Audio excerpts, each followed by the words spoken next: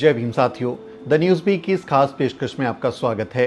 ये तस्वीर आप देख रहे होंगे सोशल मीडिया पर। यह तस्वीर काफ़ी चल रही है। राहुल गांधी के साथ मेरी फ़ोटो है जिसे मैंने अपने सोशल मीडिया हैंडल्स पर शेयर किया है।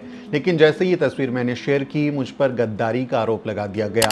लोगों ने कहा कि मैंने मिशन को बेच दिया है। और ऐसा कहने वाले लोगों में कोई आम लोग नहीं है, बल्कि प्रोफेसर दिलीप मंडल जैसे और एडवोकेट नितिन मेश्राम जैसे प्रबुद्ध लोग हैं, जो बहुजन समाज के लिए एक बड़े चेहरे, बड़े आवाज़ माने जाते हैं। राहुल गांधी के साथ मैंने मुलाकात की और ये तस्वीर मैंने सोशल मीडिया पर शेयर की। और उसके साथ ही मैंने ये भी लिखा कि जिस तरह से इस अभी चुनाव में आरक्षण का, डाइवर्सिटी का, सामाजिक न्याय का मसला जोर शोर से चल रहा है, वैसा पहले कभी नहीं हुआ। इसी मसले पर मैं डाइवर्सिटी रिपोर्ट को Bahujan Samaj party, RJD, DMK, Samajwadi party और जो तमाम सामाजिक न्याय पसंद पार्टियां हैं उनके लोगों तक पहुंचा रहा हूं। और इसी कड़ी में मेरी मुलाकात राहुल गांधी से हुई, जिन्हें मैंने एक डाइवर्सिटी रिपोर्ट सौंपी है। लेकिन इस तस्वीर को जैसे ही मैंने सोशल मीडिया पर डाला, प्रोफेसर दिलीप मंडल ने मुझ पर गद्दारी का आरोप लगा दिया। उन्होंने कह दिया कि मैंने सामाजिक न्याय का सौदा कर दिया है, मैंने समाज के साथ गद्दारी की है।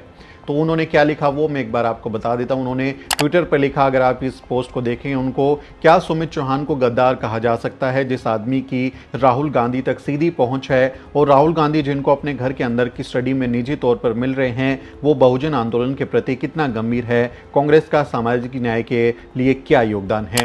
ये आरोप मुझ पर प्रोफेसर दिलीप मंडल ने लगाया, जिसके जवाब में मैंने भी कुछ बातें लिखी। और सोशल मीडिया पर, खासकर ट्विटर पर अगर आप देखेंगे, अगर आप ट्विटर पर हैं तो आप देखेंगे कल से लेकर कल रात से आज दिन भर एक काफ़ी ट्विटर वॉर जैसी स्थिति बनी हुई है। और लगातार उस तरफ से इस तरफ से ट्वीट चल रहे हैं, समाज के लोग भी उसमें बातें लिख रहे हैं और एक कहीं की घमासान स्थिति बनी हुई है, उस पर लिखा जा रहा है, बोला जा रहा है और तरह तरह के आरोप लग रहे हैं। ये मेरी मुलाकात क्यों हुई? मुझे लगा कि मेरे समाज को बताना ज़रूरी है कि कोई अफवाह फैलाए, कोई किसी तरह की बातें करे, कोई अपने अपने बयान बताए, उससे बेहतर है कि मैं खुद समाज को बताऊं कि मैं राहुल गांधी से क्यों मिला। सबसे पहले मैं आपको ये बता दूं कि मैं एक पत्रकार हूं। मेरी पहचान एक पत्रकार के तौर पर है। एक पत्रकार का काम होता है खबरें निकालना, खबरें बनाना, खबरों की पहचान करना, खबरों का विश्लेषण करना और खबरों के लिए वो तमाम लोगों से मिलता जुलता रहता है।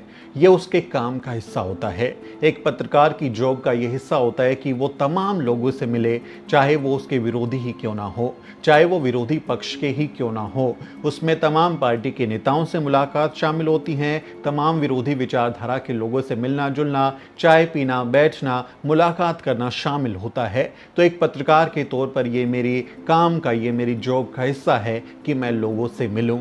ये मेरे काम की पहचान का हिस्सा है। इसलिए सबसे पहला जवाब तो मेरा ये है कि मैं एक पत्रकार हूँ और एक पत्रकार के तौर पर ये मेरी स्वतंत्रता है, ये मेरे काम का हिस्सा है कि मैं लोगों से मिलूं और लोगों से खबरें निकालूं, उनसे बात करूं और अपने मतलब की चीज़ें, जो मेरी खबरों की चीज़ें हैं, वो मैं निकाल सकूं। दूसरी चीज़ ये कि मेरी मुलाकात राहुल गांधी से सामाजिक न्याय के मसले पर हुई, समाज के मसले पर हुई, समाज से जुड़े हुए मसलों पर ही हमने बातचीत की।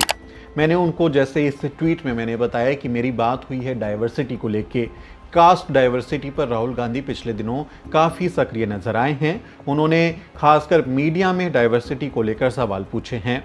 उन्होंने अपनी प्रेस कॉन्फ्रेंस में ये सवाल तक पूछ डाला कि आप बताइए, आप में से कितने लोग एससी हैं, कितने पत्रकार शेड्यूल ट्राइब से आते हैं, कितने पत्रकार ओबीसी हैं। ये उन्होंने सवाल पूछ डाला था। आप एक बार सवाल उनका सुनिए, फिर मैं इस पर जवाब देता हूँ।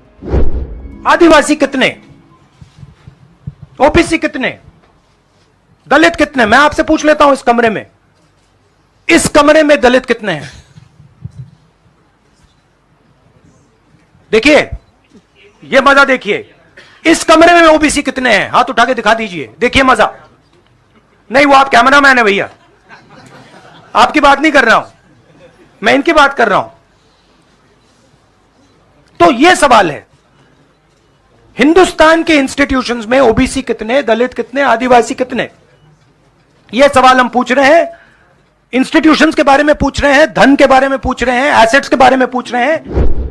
तो राहुल गांधी ने मीडिया डाइवर्सिटी पर सवाल उठाया। उन्होंने कहा, ये बात दोहराई कि मीडिया का चरित्र दरअसल चंद जातियों के लोगों का है, पूरे मीडिया को चंद जातियां कंट्रोल करती हैं। यानी जो बात हम पहले कर रहे थे अब उसको देश की सबसे बड़ी पार्टियों में शुमार, कांग्रेस के सबसे बड़े नेताओं में शुमार राहुल गांधी वो बोल रहे हैं। यानी हमारी बात को अब बड़ी लीडरशिप भी इस बात को दोहरा रही है कि हाँ, भारत का मीडिया चंद जातियों का गिरोह है जो अपनी बात को दोहराता है और वहां पर दलितों का, आदिवासियों का, पिछड़ों का, SC ST OBC समाज का प्रतिनिधित्व नहीं है। ये बात अब अगर किसी पार्टी का, मुख्य विपक्षी पार्टी का सीनियर लीडर कर रहा है तो क्या ये बुराई है? क्या इसमें कुछ बुरा है? मीडिया डाइवर्सिटी की अगर बात हो रही है तो ये तो अच्छी बात है। इसी मसले पर मेरी मुलाकात राहुल गांधी से हुई, जिसमें हमने मीडिया में डाइवर्सिटी को लेकर बात की, चर्चा हुई कि मैं, कई पत्रकार उसमें शामिल थे इस मुलाकात में, और उन तमाम पत्रकारों में भी मैं दलित समाज से, शेड्यूल्ड कास्ट से आने वाला इकलौता दलित पत्रकार था। और मैंने अपने परिचय में भी बताया कि राहुल जी, मैं सुमित चौहान हूँ और मैंने ABP न्यूज़ में, जी न्यूज़ में, न्यूज़ नेशन में, इंडिया न्यूज़ में काम किया है और मैंने चारों जगह जब काम किया तो मैं इकलौता दलित पत्रकार था और वहाँ तमाम तरह की बंधन थे, तमाम तरह की जातीय बाधाएँ थी और जातिवाद का उत्पीड़न भी हमने झेला, काम किया। और अब वो काम छोड़कर हम अपने कम्युनिटी जर्नलिज्म में, अम्बेडकराइट जर्नलिज्म में काम कर रहे हैं। द न्यूज़ वीक नाम से ऑर्गेनाइजेशन चलाते हैं। और आपने जो मीडिया में डाइवर्सिटी का सवाल उठाया उससे हम सहमत है और अच्छी बात है कि अब जो बात हम सालों से कह रहे थे अब उसको राजनीतिक पार्टियां भी उठा रही हैं, उसको एक चुनावी मुद्दा बना रही हैं। इसी सिलसिले में मैंने एक डाइवर्सिटी रिपोर्ट बनाई है। वो एक तरीके की गाइड है कि भारतीय मीडिया में किस तरह से डाइवर्सिटी को लागू किया जा सकता है।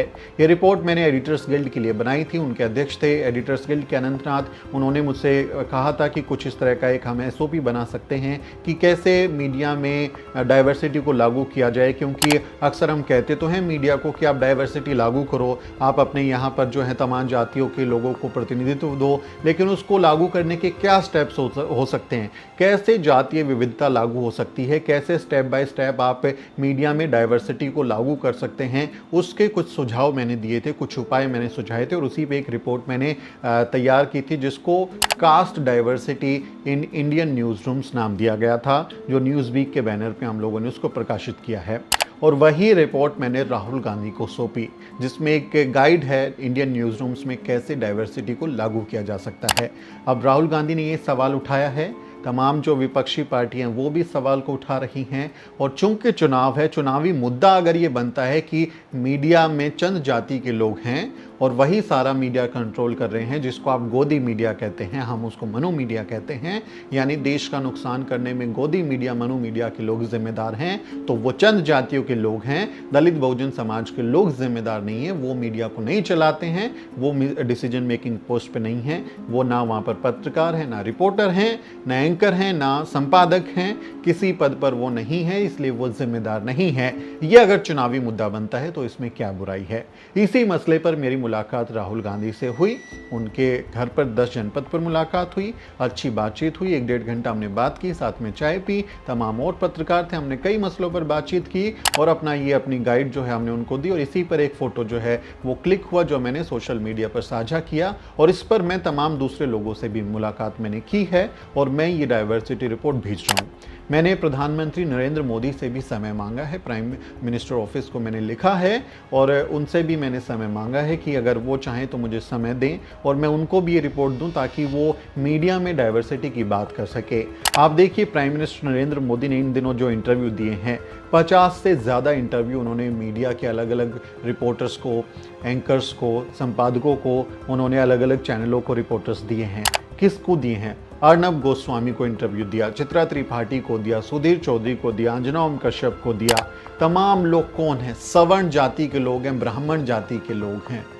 ये चंद जाति के लोग, प्रधानमंत्री के 50 से ज़्यादा इंटरव्यू और सारे के सारे ब्राह्मण सवर्ण जाति के पत्रकारों को उन्होंने इंटरव्यू दिया है। एक भी SC ST OBC समाज के पत्रकार को उन्होंने इंटरव्यू नहीं दिया। इवन जो दीपक चौरसिया हैं, मेरे पुराने बॉस रहे हैं, पुराने सहयोगी हैं, जिनको कि गोदी मीडिया का ही पत्रकार माना जाता है, उन्हीं का सहयोगी माना जाता है, वो चौरसिया जाति से आते हैं जो कि OBC समाज में आती है, उनको भी इस बार नहीं दिया इंटरव्यू। सभी लोगों को इंटरव्यू दिया है, सवर्ण जाति के लोगों को इंटरव्यू दिया है, मीडिया के लोगों को। प्रधानमंत्री मोदी ने उन्होंने ये नहीं समझा कि समाज के दलित बहुजन समाज जो कि बहुसंख्यक जिसकी आबादी है, दलित समाज के वोट उनको चाहिए, आदिवासी समाज के वोट चाहिए, ओबीसी समाज के वोट चाहिए। वो खुद को ओबीसी माँ का बेटा बोलते हैं, लेकिन दलित बहुजन समाज के किसी व्यक्ति पत्रकार को उन्होंने कोई इंटरव्यू नहीं दिया, बात करना जरूरी नहीं समझा, कोई बाइट उनको नहीं दिया। किस तरह का मीडिया है, किस तरह के मीडिया का चरित्र है, ये इस बात को जाहिर करता है, बताता है। इन मसलों पर क्या बात नहीं होनी चाहिए?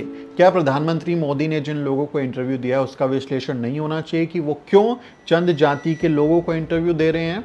वो चुन चुन कर इंटरव्यू दे रहे हैं, दलित बहुजन समाज के, आदिवासी समाज के व्यक्ति को इंटरव्यू नहीं देते। क्या उनके पत्रकारों को वो इंटरव्यू क्यों नहीं देना चाहते? इस बात पर क्यों बात नहीं होनी चाहिए?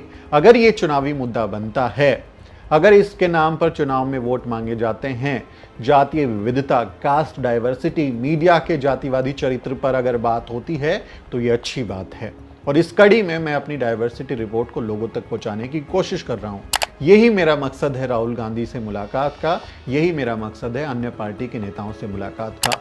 लेकिन इस बारे में, मेरी मुलाकात के बारे में इतनी ज़्यादा अफवाह फैलाई गई, इतना ज़्यादा कहीं मेरे ऊपर कीचड़ उछाला गया। अगर आप ट्विटर पर हैं तो देखिए, सोशल मीडिया पर हैं तो आप देखिए किस तरह से मेरे बारे में क्या क्या बकवास की जा रही है, अनाप शनाप बातें की जा रही हैं। और प्रोफेसर दिलीप मंडल जैसे लोग, एडवोकेट नितिन मेश्राम जैसे लोग, जो मेरे बहुत परम मित्र रहे हैं, जिनके साथ मेरी मित्रता 1 दशक पुरानी है, जिनको मैं बहुत आदर के साथ देखता रहा हूं, और जिन्होंने इस समय, आप देखिए चुनाव के समय में बीजेपी के साथ सौदा कर लिया है। वो प्रधानमंत्री मोदी के भाषण लिख रहे हैं, स्मृति ईरानी उनके वीडियो जो है वो शेयर कर रही हैं बीजेपी के पेज पर। प्रधानमंत्री मोदी से ज़्यादा दिलीप मंडल के वीडियो जो हैं वो शेयर किए जा रहे हैं। वो गद्दार नहीं है क्या? उन्होंने समाज का जो ठेका लेके समाज को बेच दिया, चुनाव के वक्त में डील कर लिया, क्या उनको गद्दार नहीं कहा जाना चाहिए? इसी बारे में मैंने ट्विटर पर लिख दिया। मैंने बाकायदा समाज को ये बात सौंप दी। ट्वीट पे मैंने पोल किया, मैंने एक चुनावी पोल जो है ट्विटर पर डाला और लोगों से पूछा कि बताओ, आप ही तय करो, सुमित चौहान गद्दार है या दिलीप मंडल गद्दार है? और 20,000 से ज़्यादा लोगों ने उसमें वोट डाल दिया है और 75% लोगों का कहना है कि दिलीप मंडल गद्दार है।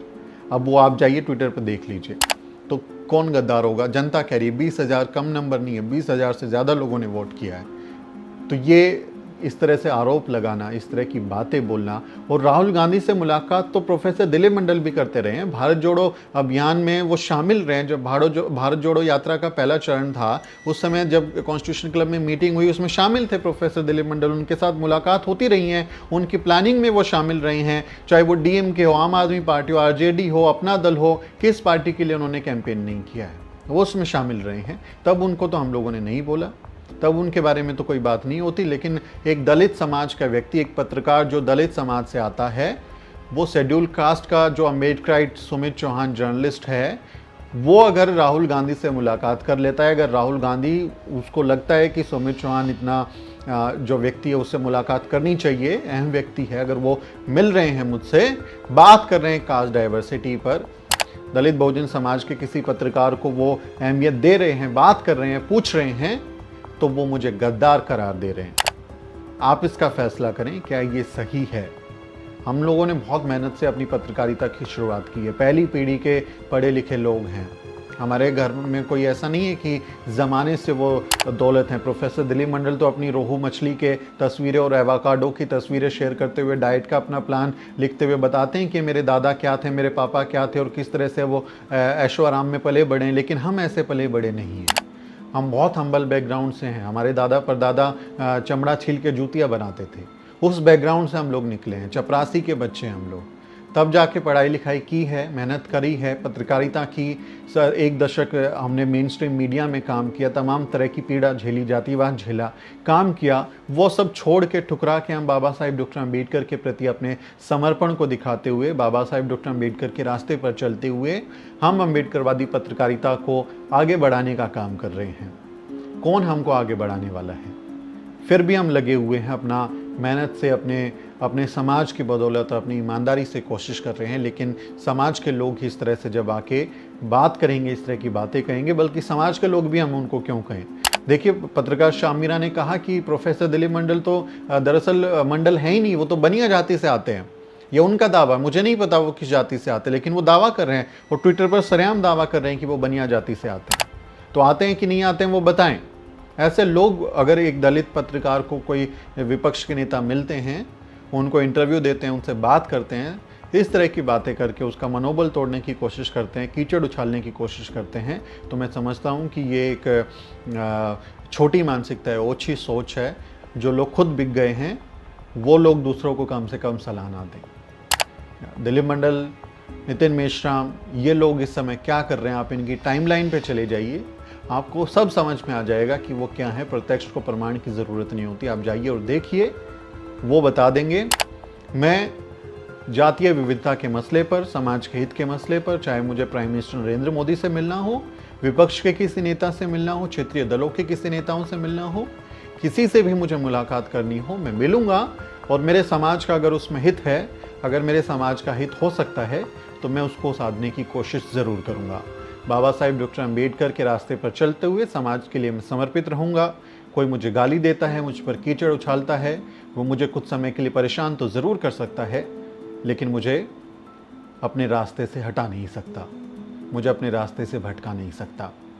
मुझे सब पता है कि मेरा समाज मेरे साथ खड़ा है, जिनको गाली देनी है वो गाली दे, मेरा काम, मेरी पहचान है। चैनल के साथ जुड़ने के लिए सब्सक्राइब करें और बेल नोटिफिकेशन दबाना ना भूलें।